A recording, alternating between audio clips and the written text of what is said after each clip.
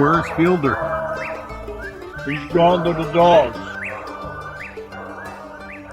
Welcome once again, folks, to the Gone to the Dogs podcast. Your host, Steve Fielder. Very happy to come at you one more time here on the day after Christmas. Can you believe Christmas came and went just like that? We look for it all year long and prepare for it and all that, and especially the kids. And it's gone. And now we're looking forward to the Grand American, which will be the weekend after New Year's.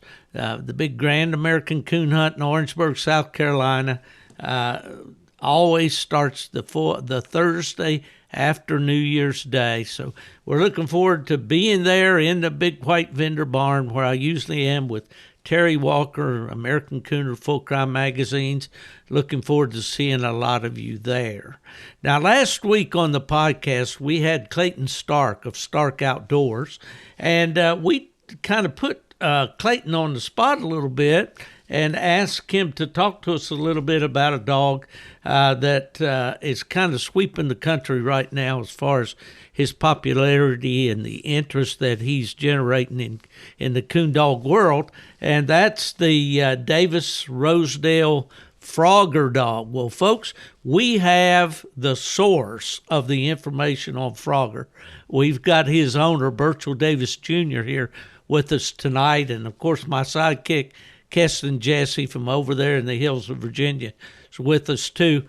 Burchel, it's a real joy to have you on the podcast. How you doing, friend? I'm doing good. Good. That's good to hear. Nice and warm and toasty up there in Northwest Ohio tonight, I guess. Oh, yeah. What is the temp up there right now? I think it's about 23 degrees with 10-mile-an-hour winds. Oh, that makes it nice, Yeah. doesn't it? Yeah. Well, Kesten, last night you called me, and you were on the way back from the woods and tried to decide whether to make another drop.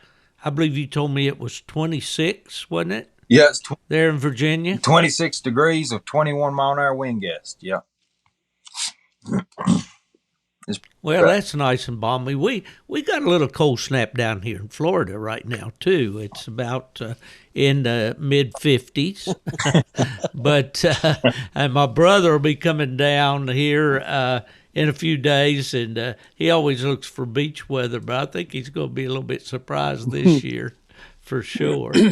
Well, Burchel, we don't want to take up a lot of your time. We want to talk about your dog. Doggone it. That Phrogger is really making a lot of news around the country. A lot of people talking about him, and I see on your Facebook page there's just a constant stream of people asking about Phrogger pups and where they can get one. And I notice there's a lot of them that want one that's already trained its own coon. They want all the work cut out of it. But let's before we get into this Phrogger phenomenon, let's just talk a little bit about you. You live up in northwestern Ohio. Tell us a little bit about yourself. Well, yeah, I live up here in northwest Ohio. I'm about 10 miles from Indiana, 20 miles from Michigan. Married, been married for 30 years. Got 3 children, 2 grandchildren. Awesome. Own my own little trucking company. That's what I do for a living. And okay. Yeah. Yep. Well, that's good. That's good. Did you grow up in the country or in town? Grew up in the country. Yeah, on a farm. Yep. Maybe or. Yep. Just out in the country. We had, chickens, had pigs a few different times, and lots of coon dogs. A lot of coon dogs. So you started out coon hunting then at a young age? Yes. Maybe? Yep. My dad started taking me, and I think he carried me a lot of the times.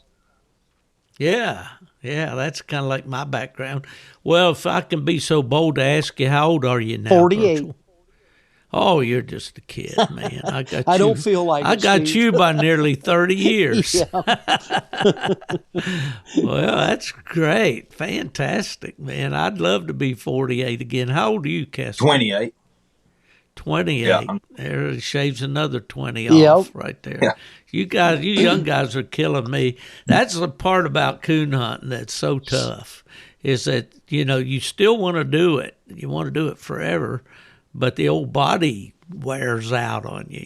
It's kind of like an old coon dog. They just don't live long enough. Yep. But, yeah. Well, what are some of the memories you remember, as a kid from your coon hunts and all? Do you have any of the earliest memories? Oh, I hunted with my dad all the time. Dad was, he never really was a competition hunter, but he was a heck of a dog man.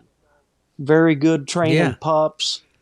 He always had a lot of patience, and I don't know. He was a good dog man, and I got to follow him around. He made sure I had the chance to go to hunts, and got me hooked up with the right people, to be able to do that. Sure. Yep. Well, we had a couple of world hunts up in your general neck of the woods. Up there, we were at Van Wert one year, and we were at Lima one year. How far are you from Lima? About an hour. Oh, okay. Yeah, I'm about, I think, 40 minutes from Van Wert, straight north of there. You're up around Defiance? Yes. Yeah. Yeah. Uh-huh. Yeah, there's been a lot of good hunts over the years up in that area for sure. So when you were a kid, growing up hunting with your dad, was the coon population real good up there? Yep. We've always had a lot of coon, and used to have a lot of hunters. Now we don't have that. Yeah. Well, I think that's universal. Yep.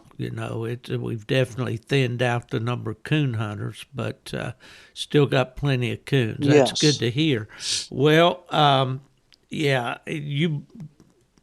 although your dad wasn't a competition hunter, did he belong to a local coon club there? Yeah, we Defiance. We've got 3-4 clubs right around us here. Yeah, but Defiance was our main club. Right. Well, there's been quite a few notable coon hunters from that area. Yes. Off the top of your head, some of them that or you've coon hunted with up around in that area. I've been pretty blessed to grow up with in my eyes, some of the best there is. I hate to mention names because I know I'm going to forget some, but Kurt Seibert. Exactly. I know Kurt from back in his plot days. Old Sarge. Sarge too. Yeah, Sarge, and I hunted with Kurt and Sarge at plot days one year at Langsburg, Michigan. And then I hunted with then of course he switched over to walkers, and I think most people will recognize Kurt by the Schooner River Fred dog. And I hunted several nights with Fred up in Michigan when Eric Fairchild and Brian Gray, those guys had him up there. And then Kurt got a hold of him and started advertising him some and all. Now he got to be pretty popular. Oh, yeah. Did you hunt with Fred some? Yes, I did. Uh-huh. Yep. Yeah. There's quite a lot of pups around out of Schooner River Fred, and of course that comes down then to the Bone Collector dog through Homer and all that. So that's an extremely well-known, popular line of walkers right there. Yes. Well, Fred Bodenberg, he's the guy that kind of started the PH craze, isn't he? Sure is. Yeah. What can you tell me about that? Fred had a little female he called Bodenberg's Fish. And she was straight off a Stylish Clover. And the old, I guess she would have been off the Wiggly female that Fred had. And he named her Fish after a rock band. And, spelled the PH with that. And, we just kind of carried it on. Fish made it into the Hall of Fame, reproducing. Yeah. And awesome. that's kind of where that, we're just kind of keeping that name going in honor of old Fish. She was I hunted many a nights with Fish. That was a real dog. I see. Yeah. Well, years ago when I was with PKC, I hunted with Sluggo Payton down there, and he was hunting a dog called Fine. Yep, I sold Fine to him. PH. Yes, did I you did. really? A lot of people don't know that, but Yeah, Wow. I owned old Fine. I bought him from Fred when he was about 5 months old, and I sold him to Sluggo. Okay. And yep, Yeah. Did he sell him to Vogel or did Sluggo sold him to J.C. Yeah, Ellis? J.C. Ellis. J.C. Yes. Yeah. Okay. Yeah, I know Sluggo hunted for both those guys at one Yes. time or another. Yep. And yeah, I always enjoy seeing Sluggo. In fact, the last time I was at the PKC World Hunt in Salem, which would have been a couple of years ago, Sluggo was there and he had a fish fry going for everybody. Yep. So a great guy from down around Elizabethtown, Kentucky. Yes. Yeah, that brings back some good Yep. memories. Well, yeah, and the stylish dogs, the stylish queen dog. Yeah.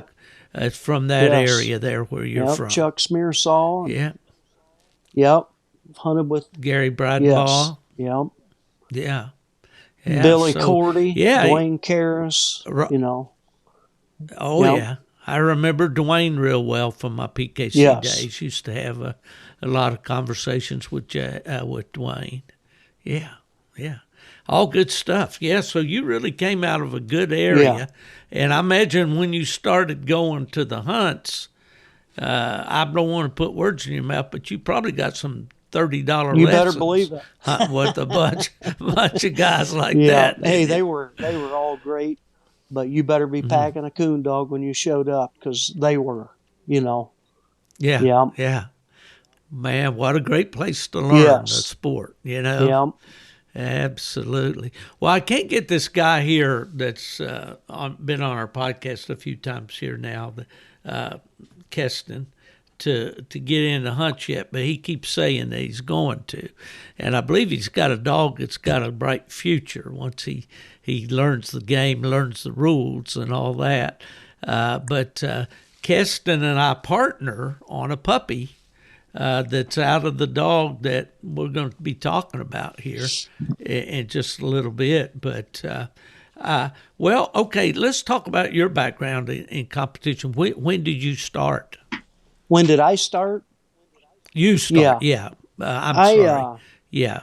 Oh, I don't know. I was probably 14 when I first started.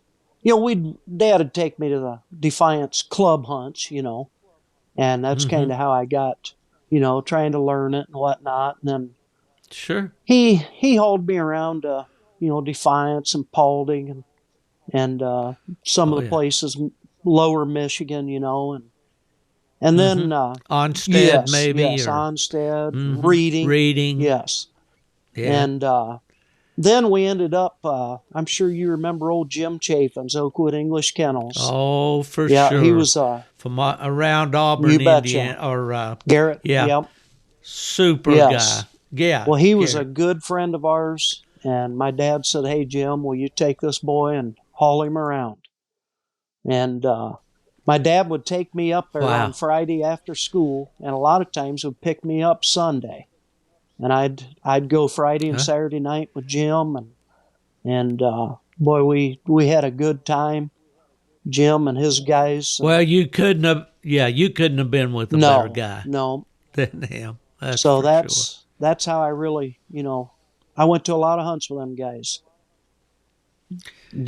Yeah, well, back in the day when we started the Beagle program with UKC, when I was there, we got over in that area quite a bit, and but I always saw Jim at English Days and see him at Autumn Oaks and all, and I always enjoyed the experience being around Jim Chafin's, just a super guy. Who was the younger? Well, maybe you were the guy that was hunting with him a lot. Was there another younger guy or something that hunted, or a partner that he had on dogs? Yeah, he had Delbert Bowman and Mark Fry. That's who I'm talking. Mark Fry there from Hamilton. Yeah. And it was usually the four of us going to the hunts. Yeah. That's awesome. That's awesome. Talked to a good friend, Lee Kearns, down in South Carolina, and he was originally from Kentucky, and his background was like that, going with his older brother and some of the other older hunters. And, he got to hunt with dogs like Merchant's Banjo 2 and Gold Creek Mundo, and a lot of dogs that are famous on pedigrees and in the history books of the Walker breed. And that heritage, man, Burchel, that's so important. And I wish I could get more of the young guys to, and I think Kesten's one that kind of really likes to know the background and history and stuff of the dogs. I think that's important, and it's fascinating, really. Yeah. Well, do you remember your first cast win, or placement, or night champion, or whatever? I was hunting a little English female I called Patch that me and my dad we owned a mother and father. That was really my first dog that I trained. And I don't remember if it was my first one, but I remember placing 10th place at the Ohio State Championship. It had to be one of the first ones that I'd ever won. Yeah. And I went on and made her a night champion and ended up selling her to Jim Chaffins. And okay. She was a nice dog, yeah. Yeah. Well, that's good. That's good. Kesten, you have anything you'd like to ask Burchel about the background there and all before we move on to Old Frog? No, I'm just taking it all in, trying to learn something. Well, I tell you, I hadn't heard too much about your dog until I saw that he won the Super Stakes. What year and what division did he win? It would have been, that'd have been 2021, the fall division, 3-year-old. Yep, okay. That he won it. Okay, yeah. And then I know that he won the 2021 AKC World Championship. Yep. And that was a real significant win in my book because I was there, I was the guy that AKC said, come help us restart our coonhound program. And we wanted to start out with a fresh set of rules and so forth. And that's when Jerry Maul came on to help me, and Lindell Price in Virginia, and Jimmy Phillips in Georgia, and David McKee in South Carolina. And so we were there from the foundation of that event. And for a while there, it was really going big guns, and then the interest kind of fell out a little bit because of, so much competition, PKC, UKC, CHKC, all those kind of things. But I've always kind of had a special place for that AKC World Championship because I know that some really good coon dogs have won that thing in the past. And I remember the dog of Larry Weaver's, I remember him. What was his name? Fred? No. What's the little dog that won it twice? He won it in South Carolina, and he won it up in Chillicothe, Ohio. Mr. Smith? I'll think of his Mr. Smith. Thank you very much. Yeah, and he was a really nice dog, and just a lot of them. I start naming names, and we're recording this thing in the evening. That's the wrong time for this old man to be recording. My mind is fertile and fresh in the mornings, but by the time of this day, I wore out. But anyway, so I got to hearing this and that, about this dog named Phrogger. And, of course, I knew that you had a good man handling when one of the best in Eric Pyatt.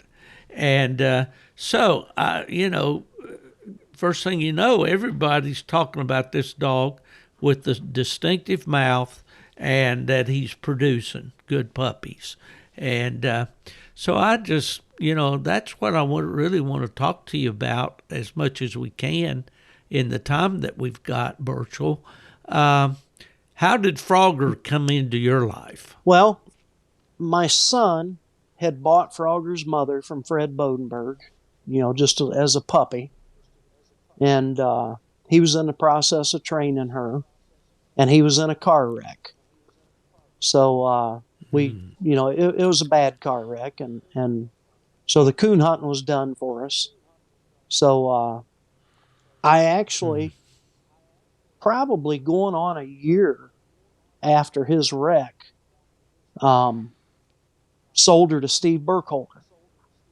And, we'd talked, and me and Steve's good friends. I think the world of Steve. Yes, Good he man. is. And Steve said, he said, if I go to get rid of her, he said, you'll be the first one I call. And we spent a lot of time nursing homes and that with my son and rehabilitation. And Right. so coon hunt was the furthest thing from my mind, And ended up, I had a chance to get her back down the road. And I can't remember how old she was at this point. Now, this is the Yes, flare female, yes. right? Okay. And got her back. And, I started hunting a little bit. And not much, but I was hunting some. And I had Mark McGinn and his son taken, and they made her a UKC night champion, a PKC champion for us. And, well, at some point there, Fred Bodenberg, he'd lost both of his females. So he was kind of out of the breeding part of it. And we talked about it, thought, you know what, it'd be best for Flair to go back to him, and maybe he can, get pups out of her and try to continue on this thing. So that's what we did. And I'd told Fred, I said, because Flair was one of them that she had weird heat cycles. She was hard to get pups out of. And I said, if you happen to get a litter out of her, someday I'd like to have a pup. And he ended up breeding her to wipe out spinal tap. She had 4 pups, raised 3 of them. And he'd told me he had male and 2 females, and they were all spoken for. And I said, boy, I'd like to have that male. And it just so happened Rob Fry and Kenny bought, and they owned Spinal Tap at the time. And Fred called him and told him, that I was interested in that male. And they both said, hey, let him have him. And that's how it happened. That's how you got him. How old was he? I think he was 7 weeks old, something like that. Yeah. Yeah. Yep. I'll be darned. Did the Spinal Tap dog, did you ever Never hunt hunted with him? with Do you know anything about him? Okay. Kurt Right. Seibert bought the dog when he was like 10 years old, 10 years old, just to get semen off of him. And, Right. all I know is what Kurt's told me. Kurt said he's a coon treer. Sure. Well, if Kurt showed that much interest in him, and especially an older dog like that, there was something there. Absolutely. Kurt's a good dog man, no question. And Tap is out of the old Zoe female that Kurt had. I remember when Kurt was hunting Zoe. She was out of Fred. Zoe was out of Parsley's Raging Bull. And that's right. Yes, Whitey and Kurt's old Ann female, which was a litter mate to Bodenberg's fish. So yep, there we go. Yeah, connection back to old fish there. Well, so right away, did you notice that distinctive mouth? Yeah, that puppy. Where does that come from? Do you know dogs in behind a Phrogger that had that really type of voice? Phrogger's got a really good mouth. Right. A lot of people rave about his mouth, and I love his mouth. But he don't have the mouth that some of his ancestors had.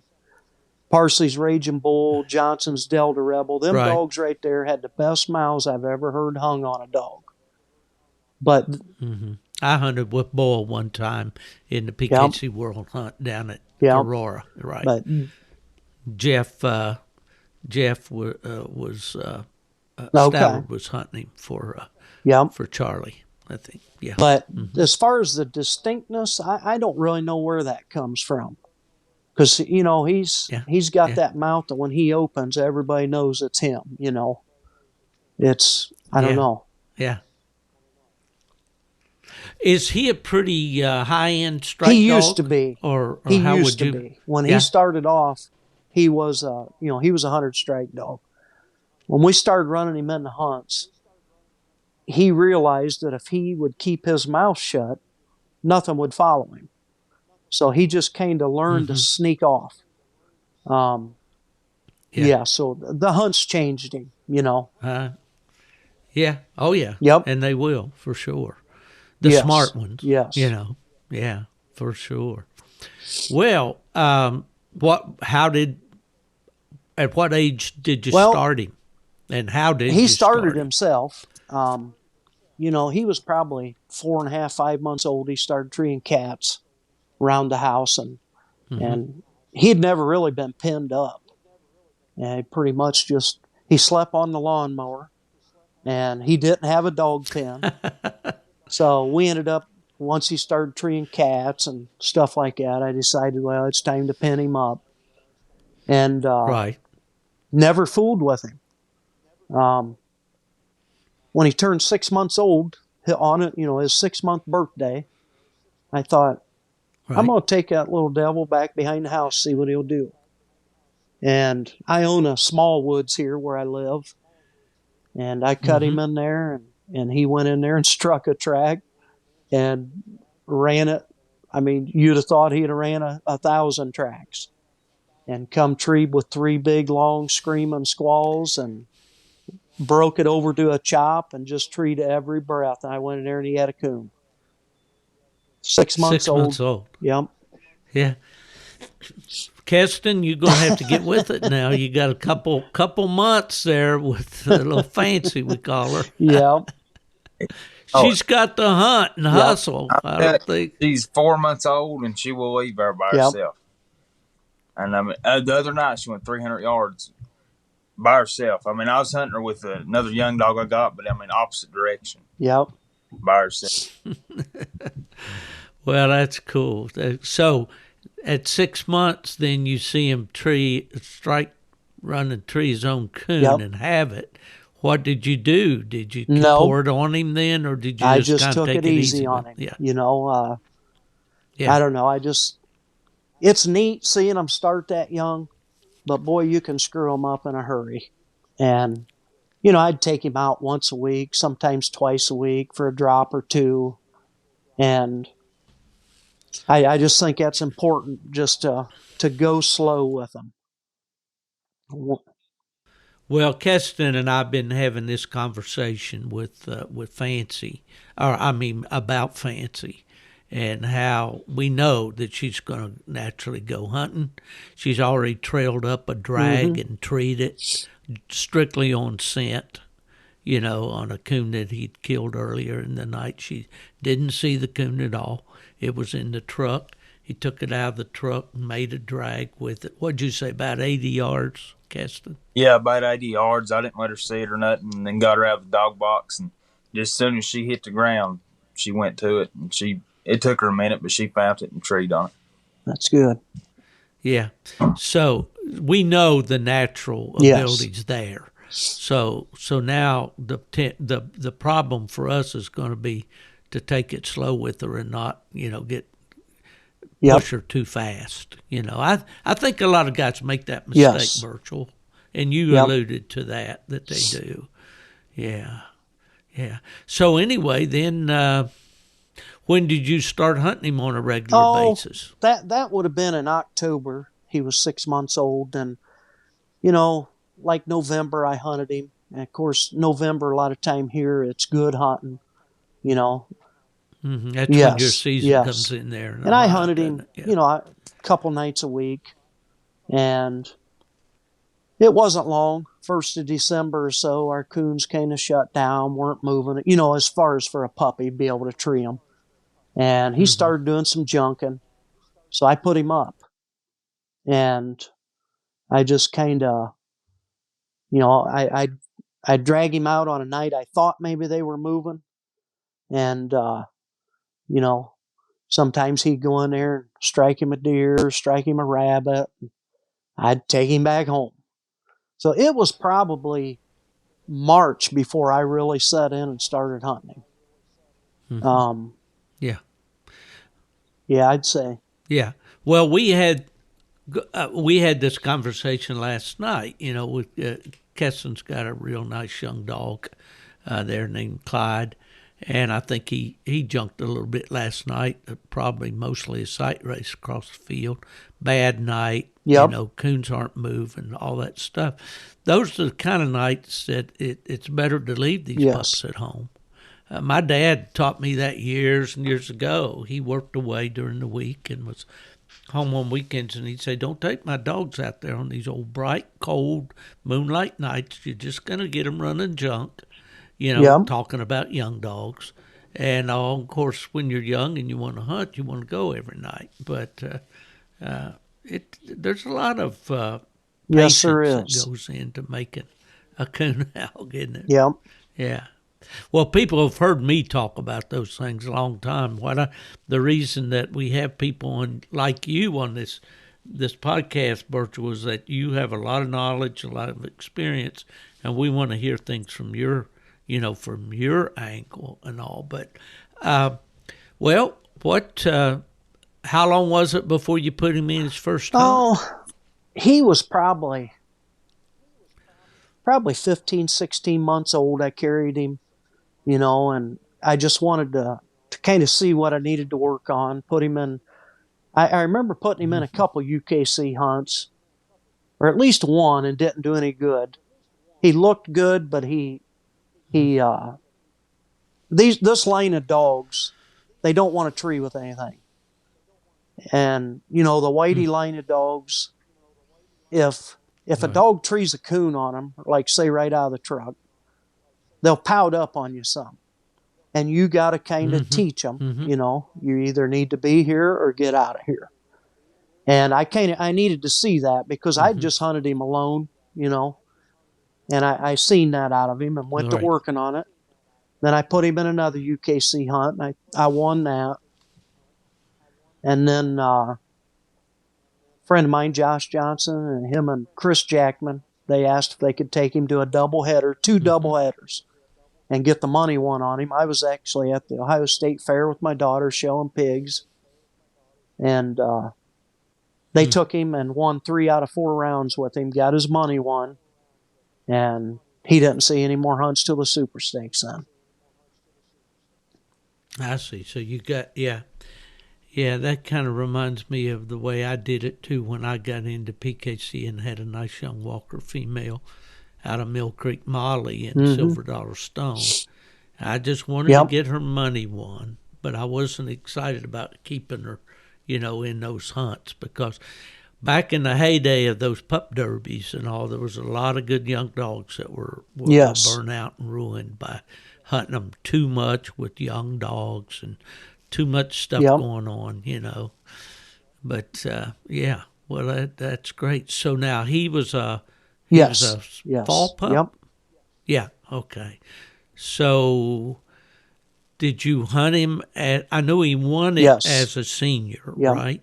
Okay. Did you hunt him in his sophomore and junior years? Yes, I actually took him out there as a 1-year-old, and I doubled him up on night one.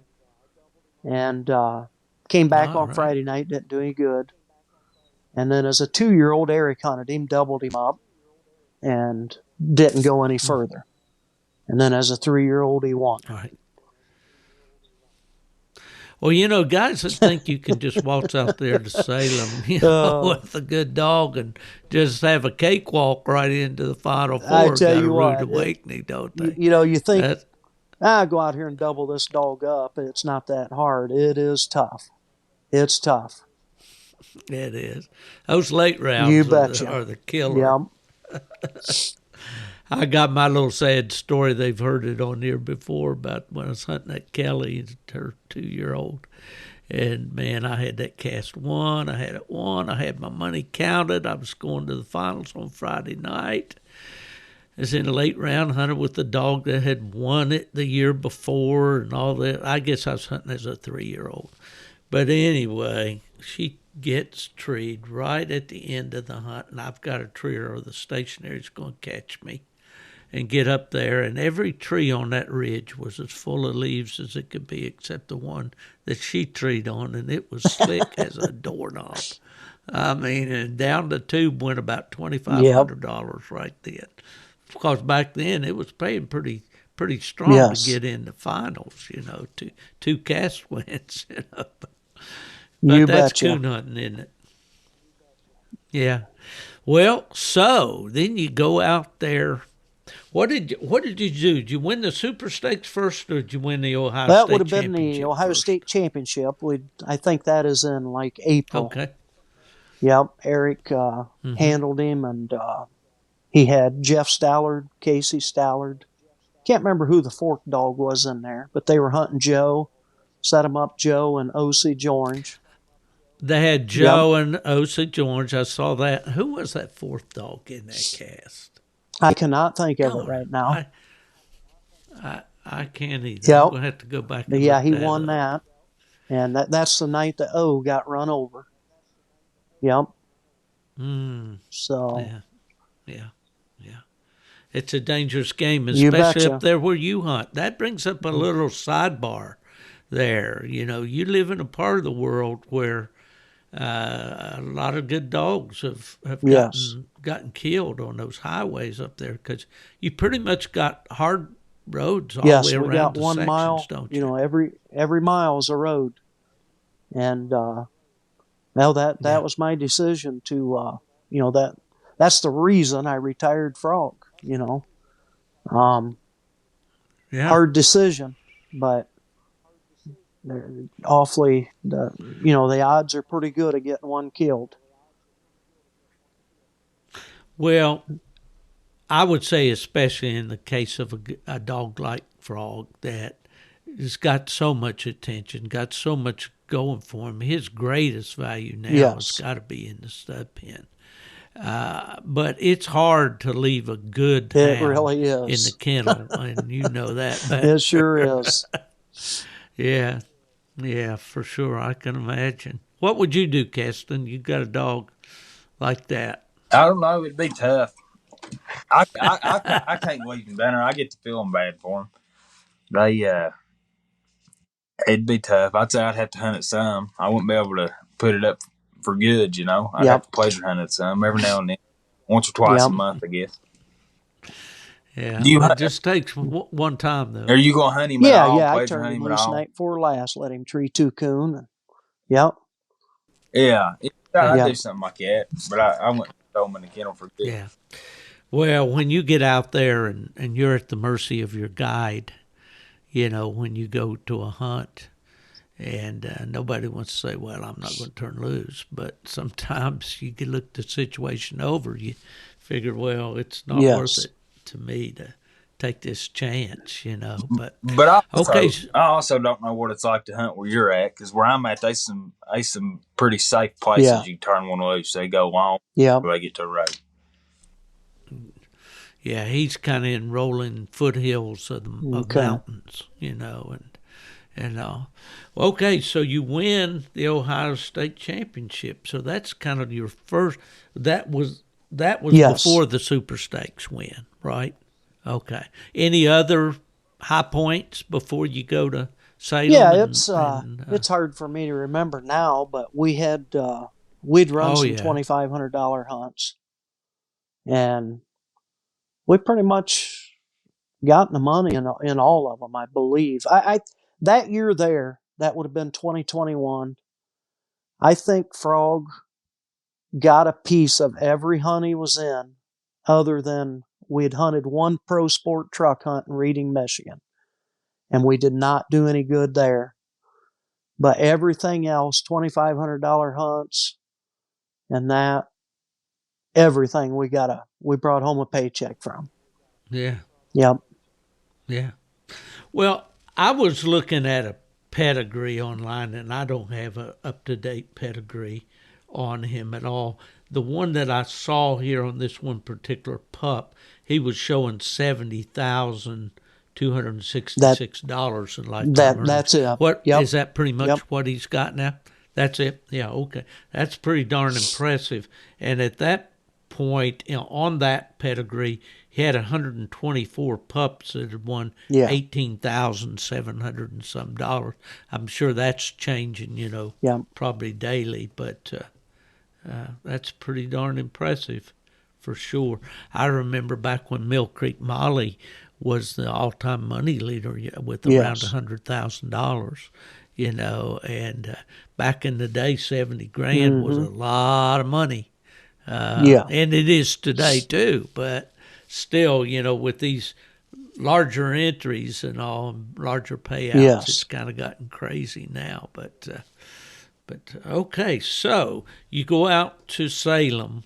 Anything notable or anything you really remember about the Super Stakes? The final cast, I wasn't out there until the final cast. I went out there for that, and that final cast was something else. Good guys in there. We had the Ruby dog, Ben Hale, Andrew Steele. She's off of Willie.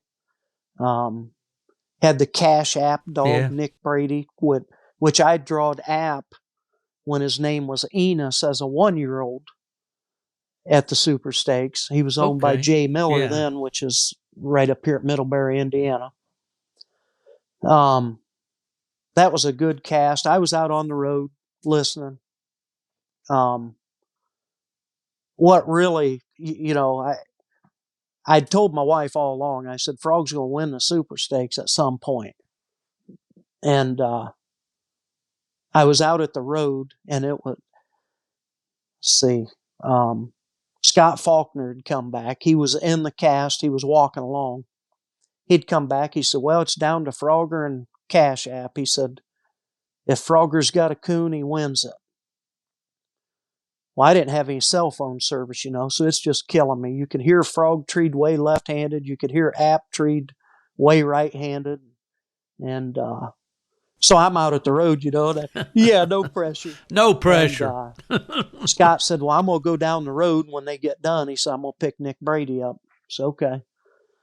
So I'm sitting there not knowing what's going on, and I'm pacing the road. And pretty soon here comes Nick Brady's truck. And he's flying down the road, and he stops, and the truck's about sideways, and he jumps out, and he says, Burchel Davis, he said, Phrogger won it. And he said, I couldn't be more happier for you.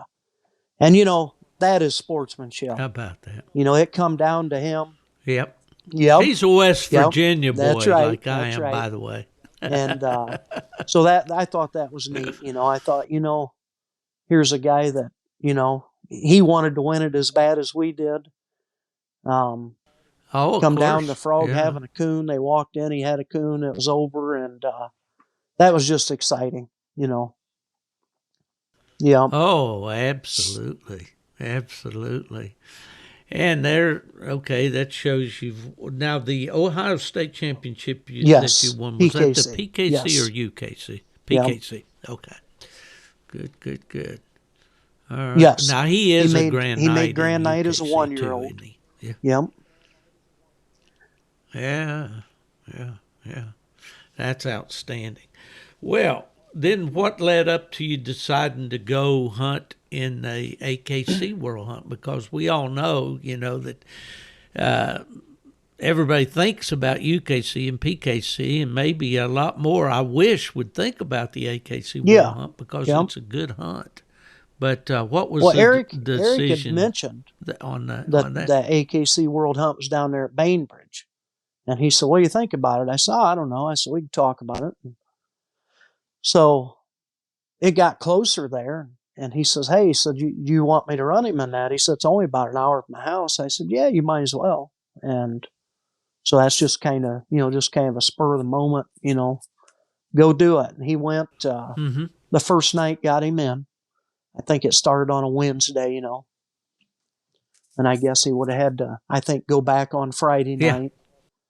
Went back on Friday night. I believe he had to win 2 rounds in to get to Saturday.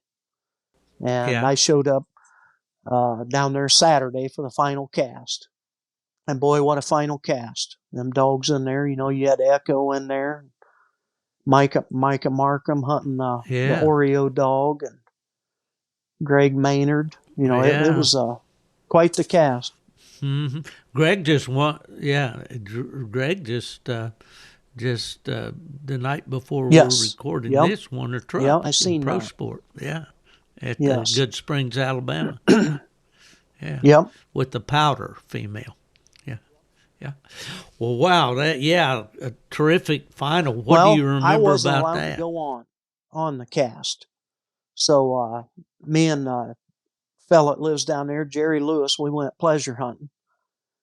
Another one of them deals, I had no service. I had no idea what's going on. Guys from back around the house here was texting me, "Good job. Looks like Phrogger's, putting on a show." And I'm like, I don't know. I I just get a no. I That's get a not text fair, here and is it? there, as we were driving or whatever, and it was killing me. But then we found a place where we had some service, and Jerry says, "I'm going to pull over so you can, try to get some info." And Yeah. I believe it was Bo Grove, Shane Groves' boy. Text me, "Congratulations." I said, "Did we win?" So, yep, got back there then and then waited on Eric. And of course, that win meant the world to Eric because the first hunt he ever went to was an AKC hunt. Yes. And, I see. Yeah. Mm-hmm. They're good hunts, and I think a lot of coon hunters overlook them. But they got a good set of rules that works really well. It kind of brings the coon hound to the top. They're not designed to eliminate dogs. They're designed to let the dogs hunt and let the dogs compete. But I think, of course, being the author of those rules, I'm prejudiced or partial, but I believe that, they are a fair set of rules that are fun to hunt under. And the strike rule's a little different than anything else, and that's where a lot of guys get hung up on them. But yeah, well, that's really well. You're going to be, when you win a world championship title, Burchel, and I'm sure you know this, but for the listeners out there, yes, that is forever. That's going to be on the record books forever. 2021 AKC, the world's largest kennel club. Mm-hmm. The world's largest kennel club. Okay, I mean, the AKC registers more dogs than UKC and PKC and any KC you can imagine all put together. Now, they're not all coon dogs, some of the various breeds and so forth. But, it's no small potatoes outfit, really. And to win that is very, very, very prestigious in the overall world of dogs, I'd say. So I congratulate you for that win because I know, that they don't just give it away. It's a good deal. Well, was it at that point then that you decided or started thinking about maybe retiring, Frog? I had told Eric, I said, "Hey, I want to kind of slow down." I don't know. I don't know if I look at it the right way or not, but I was looking at him I was hunting a couple young dogs out of him. I'm liking what I see at that point. And, Frog had won at that point. I think he'd won 53,000 in PKC. So I'm starting to think, what's the point? Why keep pushing him in the hunts, which I don't know. There's different ways of looking at it. Some people look at it like you got a good one. You hunt them until they blow up or die or whatever. I don't know. I was looking at kind of the whole spectrum of the dog. He's very special to me and my family. He's a winner. He's a coon dog that's fun to hunt, just a pleasure hunt. And I'm seeing at that point, he's reproducing, So I told him, "Hey, we'll run a few," but which was hard because, Eric's one of the hardest hunters out there. He's a very respectable dog man. Absolutely. He loves the dog. You know, I know him and Frog, they've got a bond. And so it was really hard. But I ended up bringing him home at the World Hunt, the AKC World Hunt. I left him with a young dog out of Frog, and I brought Frog home for the winter and hunted him and collected him. And, you know, then we come out in the spring. We had, I think 3 big hunts we were going to hit right in a row. And, you know, I told him, hey, you know, I'm, you know, probably going to be done then. And, well, I guess we went to the Nationals. I forgot about that. The Nationals and then some $2,500 hunts. And he picked up, I guess he won about $17,000 in those hunts. And I was like, yeah, I think, you know, it's time. You know, I'd been collecting him, and a lot of people had called about breeding him, but they did not want to AI. Well, then people started AIing. But I guess, I don't know, I'm just kind of different. I'm a working man. I know how hard money is to come by. I watch these people spend $1,000, $1,200, $1,500 getting a litter of pups out of Frog, and I thought, you know, I hate that.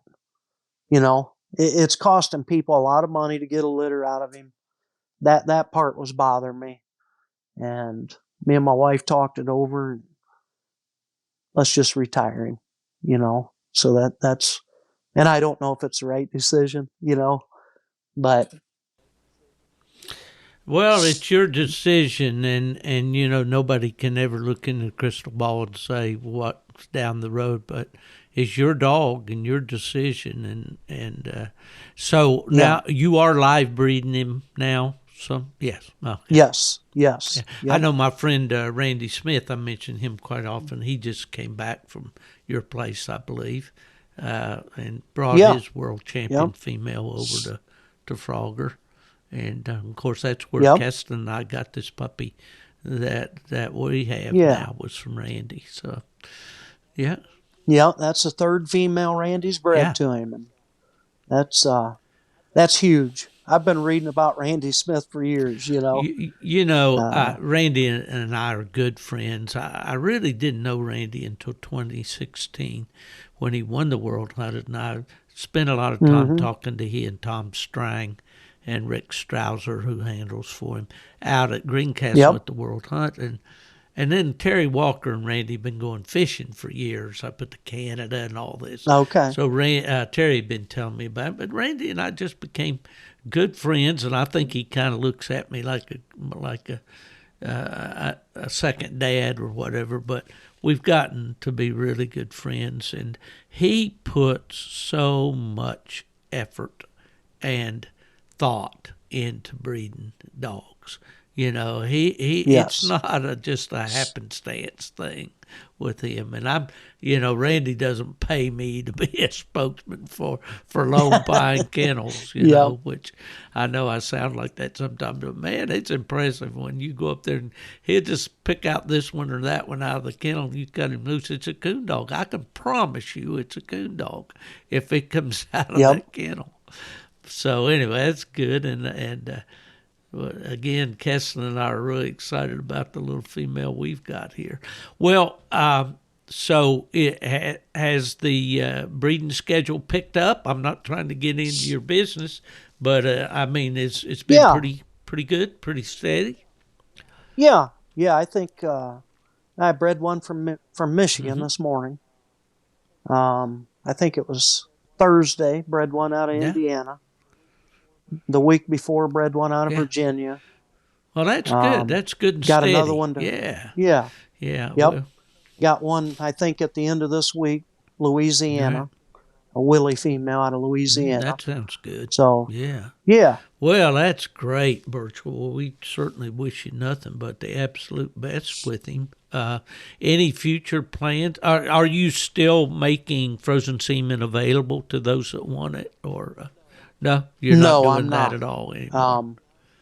Be honest with you, I don't have a lot, and what I do have, I don't want to part with. I plan on collecting him more, but Yeah, I don't have a lot on him. Well, I think that's wise. What is he, 4 now? Yeah, Yeah, well, you're yep, wise to collect him while he's young. That's for sure. That's for yes. sure. Well, let's tell our listeners what it's like to walk out to the kennel, load that hound, take him out there and aim him and fire him toward one of those Northwest Ohio woodlots. How's he operate? What's he doing? What's he going to sound like? What's a hunt with Phrogger like? Well, the one thing I really like about him is every night's the same with that dog. When you pull him out of the box, he's got one thing on his mind.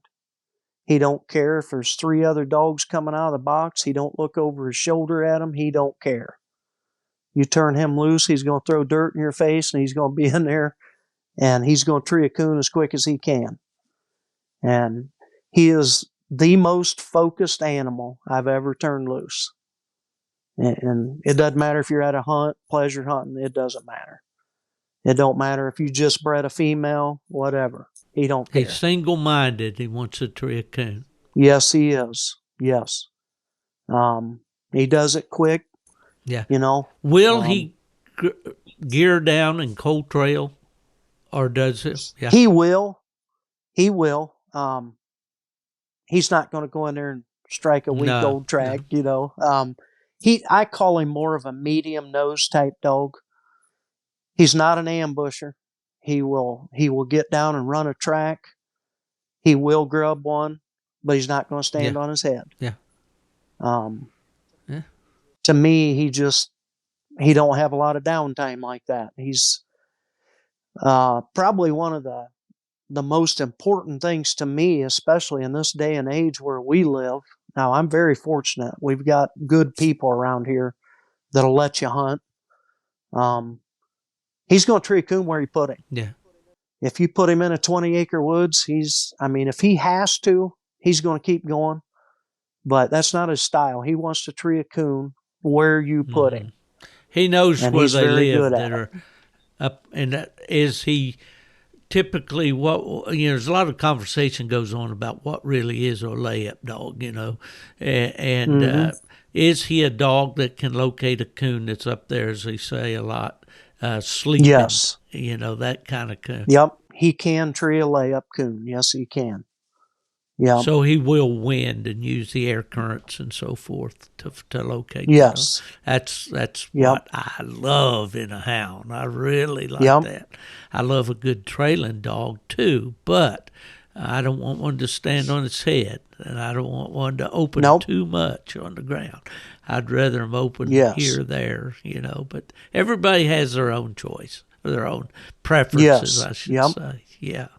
Right. Yeah. Well, I hear and I see on Facebook that you got a pretty darn nice pup there that you're hunting out of him right now.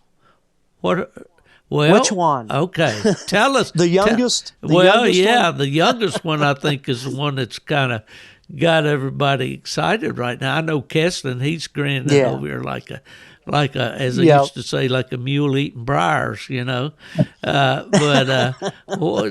us about some of the pups you got. I'll start with the oldest. The one I'm hunting this season's been we call him Fame. He's out of Scott Morris's Montana female, which is off a Bushwhacker. She's Bodenberg bred on the bottom side. That Terry Shear, West Unity, Ohio, one of the best dog men around. Yeah, he trained. Or I believe didn't he train Mill Creek Molly, or he had her sister? Yes, he and did. All. Yeah. Oh, he had Molly and Abby. Yep. Okay. Yep. But Terry bought him he bought 2 of them as puppies, and got them started. Sold the other one back to me. And he ended up, a good friend of mine, Bill Federke, was hunting him, and he got run over. There's a name that's associated with good hounds, too. Yep, you betcha. And Fame started early. I can't remember, but I want to say last season, he would have been them pups were born in February, so he'd been like 9 months old when season come in. I think he treed over 50 coon with him in the open, just hunting him strictly by himself. He sold him right after season, and to Randy Lawson. Randy's a logger up in Michigan there, and Randy, he had a busy year this year and didn't get put a lot of hunting on him, so I got him bought from him, and I really like him. He's solid as a rock, hard hunting dog. When he parks, it's over, and he's pretty darn good about having a coon. So that's the main one I've been hunting. And then the poker face dog, that'd be the one you're talking about. He's off of the Wax Star dog of Jay Miller's. She's another bushwhacker female. That pup there, he's got me pumped. He's as close to Frog as I've seen yet out. Yeah. Got that mouth. Oh, definitely. Big locate. And he is looking to get treed. He's just, I need to look. I don't think he's 7 months old yet. I think he's 6 months old. Yeah. That pup there, the first night in the woods, famed treated coon. And the pup, he was off barking, acting crazy. He comes flying in there by that tree, and I shot that coon out, and he dove right in there on it. Never seen a coon, never seen nothing in his life. And I laid a drag through there and hung it. He treed every breath. I thought, boy, I like this guy. I went to another spot. Fame went in there about probably just 200 yards off the road, treated coon. That pup rolled up with him. Yeah. And, you think, okay, you get in there and the pup's going to be barking at the old dog. Hey, that pup was on his own side of the tree, treed every breath with him. And that pup ain't looked back. He's split treed several times now. He's treed just night before last. I, dropped him and Frog. He treed a couple coon with Frog. Then I cut the pup by himself, and he treated coon by himself. Doesn't have big hunt by himself yet. He get out there a couple 100 yards. But from what I've seen out of him, he's an outstanding track dog. I mean, runs to catch. Yeah. And yeah, I think he's got a bright future. Yeah, that's exciting, and especially when you got a nice dog like Frog, and then you can produce one like that, and it just breeding better dogs is what this sport is all about. I years ago, when I went to work for PKC, Larry Meeks and I had a conversation. He said the success of PKC, Steve, is going to depend on good dogs. And if you think about that, there's a lot of different ways that you can take that. Good dogs are going to keep people interested in the sport. Good dogs are going to win and produce results for the people that invest in them. It's all the better the dogs are, the better the sport is. Yes. And I think our sport went through some trying times down through the years, with dogs, and still happens, but dogs that tree too much, dogs that babble too much, all these kind of things that young, impressionable hunters seem to think is all cool because they're out there and they got a GPS and they got a big truck and all the gear, and they're having a lot of fun. But they don't stop and think, about the quality of the dog they're hunting. Yes. And for old guys like me, they're kind of purist about it all. I have my likes and dislikes, and they may not be what's winning today to a high degree. But anyway, the point being, without overstating the issue, the more good dogs we have, the better shape our sport's going to be in. That's for sure. Yep. And, well, we're all excited around here, Burchel, about these Phrogger pups now because we got one and we want to have some stories to tell too. Yeah. Kesten, talk a little bit about Fancy, just about like what kind of pup she is and everything. She's a real smart puppy. When we first got her, Steve dropped her off, and we actually had another dog, and I just got a 2-bay kennel. and she's actually been staying in the house. She plays with the kids. She stays up in the living room, and just got her outside last week. And but as young as she is, the kids, they done it with my other dog too. I used to keep him in the house, Clyde. Just the command. She'll shake your hand. She'll see it. She's never used the bathroom in the house. I don't know how she learned that from the day we brought her home. When she's ready to use the bathroom, she goes and trees the doorknob. She'll go sit down to the door and just bark, bark, bark, bark, bark till you let her out to use the bathroom. And I showed her a coon. I took her hunting. I don't know. With that other young dog I had, I guess it's 2 or 3 weeks after I got her and showed her a coon, and she really liked it. And then that second coon that I showed her, I never let her see it till she treed it. I just waved that drag without ever letting her see it, and she treed it. But other than that, she's been a smart puppy. She sort of scared me the first couple nights I took her out. She wasn't big enough to collar. The Garmin collar wasn't fastened around her neck. It would come over her head. She wasn't big enough to even wear it, and you'd turn her loose. And I scared to death I was going to lose her. I mean, she was gone. I mean, I don't know where she went them first 2 nights. And then she finally got big enough where I could put that collar on her, and I'm serious. She'll go with my other dog. She'll go with him 300 or 400 yards till he gets off, runs off, and leaves her. But then she'll come back and she'll go 300 or 400 yards in the opposite direction, just by herself, just out messing around. But I believe she'll be all right. I do. Yeah, we got high hopes for sure. But any others around the country that are really standouts, Burchel, that you're hearing about, or what? Most of Frog's pups are in that 6-month range. He does not have a lot of older pups, but couple dogs that had been the first 2 that we trained around here had been the farmer dog. He's in Tennessee, and the fancy dog that Shaq McCullough owns. Oh, okay. I didn't know Shaq had one. Yeah. Yep. Shaq bought her from me and Eric. I don't know where she landed up in the Missouri state race, but I know she led the state of Missouri for quite a while this year. She's a real coon treeing female. Awesome. The farmer dog, super nice dog. He's one of my favorites. Just solid. Yeah. Treat a lot of coon. Good deal. Yeah, I'm getting a lot of good feedback. I had a fella, I'm not going to say who he was. He'd bought a pup off a Phrogger, and it was actually out of Randy Lawson's female. And he's not a pup man. He told me, he said, I don't know why I got a pup, but he sent it over to another guys to hunt and start. And he called me up. He says, man, he said, this pup just don't show no interest. And I said, you quit pushing it. I said, that pup will let you know when it's ready. And he said, boy, I don't know. I don't know if this pup's ever going to make it. A couple weeks went by. He called me back. He said, I have to call you. He said, you was right. He said, we're trying to push him. He wasn't ready.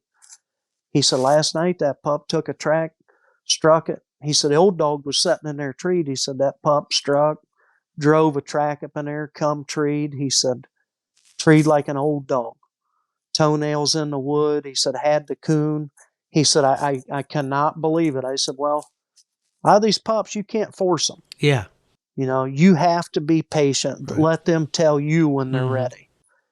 Some of them 6 months old, some of them's 10 months old. You just don't know. Yeah. That individual pup has to let you know.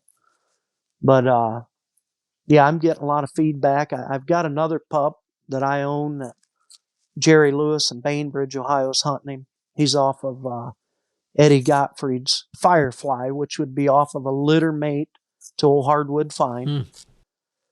I was really excited when Ed made that cross, and I bought a male pup back out of that litter. He treed 2 coon this week, 6 months old. Jerry told me, he said, this is one of the best pups I've ever had my hands on. Wow. He tried buying him. I said, no. They always will. Him, Yep. Yeah. I call him Phrogger's fly bait. That's good. But, yeah, fly bait and poker face, they're special. Yeah. Unique names, too. I like that. Yeah. But the mothers to them, both platinum champion females, and they got real pedigrees.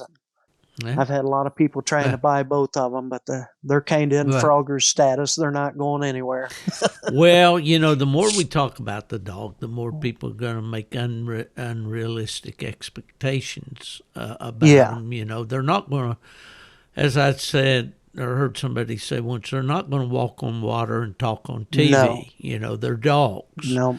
But it sounds like you've got a really nice dog. Well, I know you do. And it's good. It's always good to be able to see good people with good dogs and doing good things. And that's why we wanted you on the podcast tonight, Burchel, because you got a great reputation, and I see why after spending this hour talking to you. We wish you absolutely the very best with Phrogger going forward. Do you have any special plans for him or for these pups or anything? No, we're just going to I want to come out in the spring with the Fame dog, run him in a few hunts and put some titles on him. And then the Final Four female, Johnny Watkins, Razor Lights man. There. He's, very good guy. We're partners on her. We're going to run her and just kind of slowly bring Poker Face and Fly Bait along and hopefully come next fall, get them out. And show them off a little bit. Yeah. Yeah, if I was 48 years old, I'd be doing all that stuff too. Well, I tell you, I got a good group of people behind me. When you got guys like Eric Pyatt, Bill Federke, Scott Morris, Jerry Lewis, I mean, they're just great people, great dog guys. That you can't do it alone. No. Have good people. And people like yourselves buying pups. I mean, I know you guys are going to put time into that pup, and that's what you got to have. Well, I had to reach a point in my, we'll call it career, if you want, for lack of a better word, that I knew that I could not physically do with the dogs what I knew they needed. And I'm fortunate to have a real nice young plot dog in North Carolina right now with a partner. And he's still, in fact, Rob Fry picked him up at Bill Shinniger's and took him down to Mark Miller's in North Carolina. But without guys like Mark Miller and like Kesten, Jesse here, Kesten, he'll hunt every night it gets dark. And I can't do that physically. And so we have to learn to depend on other people. But that's what we do have to do, and my dad said this years ago. He bred plot dogs again, but he said, Steve, when I get too old to prove my dogs, I'll stop breeding dogs. And that's exactly what he did when he got too old that he couldn't. Of course, he had some help too. A guy named John Harris there in West Virginia, extremely hard hunter, helped my dad a lot with his dogs in the latter years. But you've got to have that kind of network. Yes. And you're a wise man to point that out, because that sounds like you got a good team there. I know you do.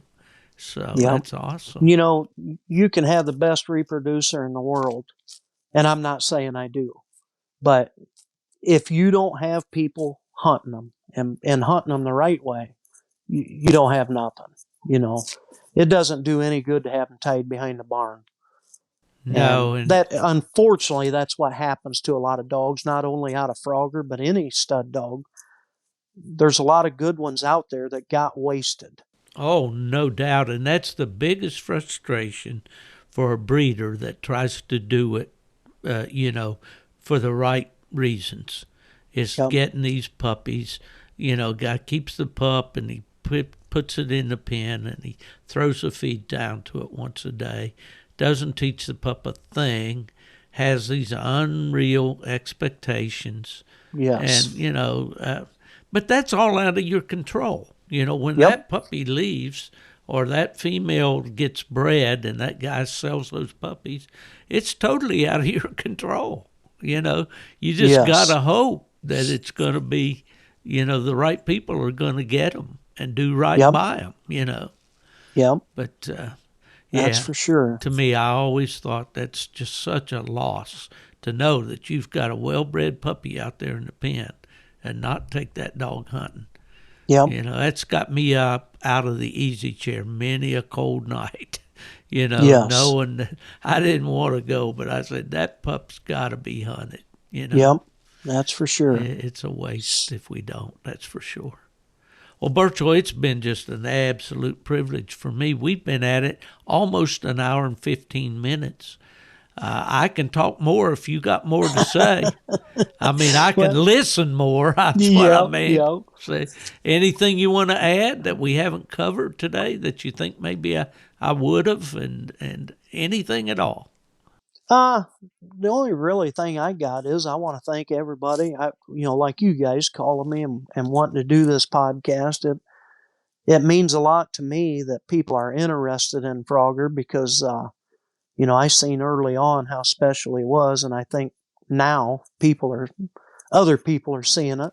Yep. And, I thank everybody that's bred to him, everybody that's thinking about breeding to him and spending their hard-earned money buying pups out of him. If you put in the effort, I think you're going to be happy. Yeah. Well, what's the best way for folks to get in touch with you? Call me or message my daughter through Facebook. I don't have Facebook. Mm-hmm. She handles all that for me. So it's okay to give out your phone number to Absolutely. folks? Okay. Yes. All right. Well, what we'll do is we'll post it in the show notes, and then anybody that needs to get a hold of Burchel Davis, just send me an IM, a messenger request on Facebook, and I'll shoot the phone number to you. How's that? Will that work? Yep. You're listed on Facebook as Davis's Rosedale Phrogger, right? Yes. And folks, if you don't know, in case you've been under a rock for the last 4 years, that's spelled Phrogger. Yep. I know Randy Smith said he hoped that Sue was carrying a lot of little tadpoles. He said. Yeah. Yep. Yeah, I sure hope she took. I know they've had trouble getting pups out of her. And she's boy, been a tough one. Yeah. Yeah. If they can get pups out of that, that'd be special. That's right. He probably won't even talk to me about one. He'll be stingy with those. Oh, sure. Yeah. I'm sure. Well, tell us a little bit now. I know your daughter helps you with the dogs and with your publicity and all that. That's great. Yeah, she makes up our ads, that we put in the American Cooner, and it's a couple of my buddies. They tease me all the time. You're going to pay her more. That girl goes, she answers a lot of messages day in and day out on there for me, and now her name's Katie, right? Yes. Or Caitlin? Yes. Yeah. Yep. Katie. Yep. Yeah, that's cool. Our granddaughter's Caitlin, so yeah. Okay. Oh, that's great. Get the family she loves involved. It. Yeah. Oh yeah, that Phrogger, he's part of the family. I tell you, that's great. Yeah, I've had many offers to try to buy him, and I'm sure. I had a couple pretty serious offers, and I had said something to the wife, and she said absolutely not. Well, if mama's not happy, nobody's happy. That's that. Right. That's right. Yeah. The dog's been special, and you sell them, you spend the money, then you've got neither. So that's right. You'll spend more money looking for a replacement. That's what I told Kesten. He's got a real nice young dog out of a Cooney Valley pack of Sean Burden's. Oh yeah, and one of Randy's females, and I tell him, I said, you get these offers on that dog, you'll spend more than that trying to find one you like as well. So you better think about it. Yep. Yeah. Well, okay, Burchel, we're going to wind this one up. I think we've about shined the tree. I hope we've answered any questions that folks might have out there, about Phrogger, about his pups and his background. It's a great story, and we're looking for him to write a lot more chapters in that story. And I sure hope so. Yeah, I do too. And we certainly wish you the very best. And as we close this out, I will thank my friends at DU Hunting Supply, dusupply.com. They have anything and everything you need for hunting, for your dog, for apparel. They sell all the electronic gear, and they service what they sell. Great technical support. So if you need anything at all that way, we would ask that you contact DU Supply. Do you have any sponsors, Burchel, that you'd like to mention? Anybody that sponsors you at all? No, I don't. Okay. You're winging it on your own, huh? That's right. All right. Okay. Well, we believe in spreading the information out there. We don't have any reason not to. But once again, folks, this is going to air, I believe, right the day after Christmas. We'll be at the Grand American in the big white vendor barn in the American Cooner Full Cry booth. Come by and see us. I'll have copies of the book, Gone to the Dogs, A Coon Hunter's Journey. Also has some logo hats available. Stop by and howdy and shake with us, and we'll have a good time. If somebody asks you, where's that old beat-up, worn-out, mouthy coon hunter, Steve Fielder, these days, just tell him he's gone to the dogs.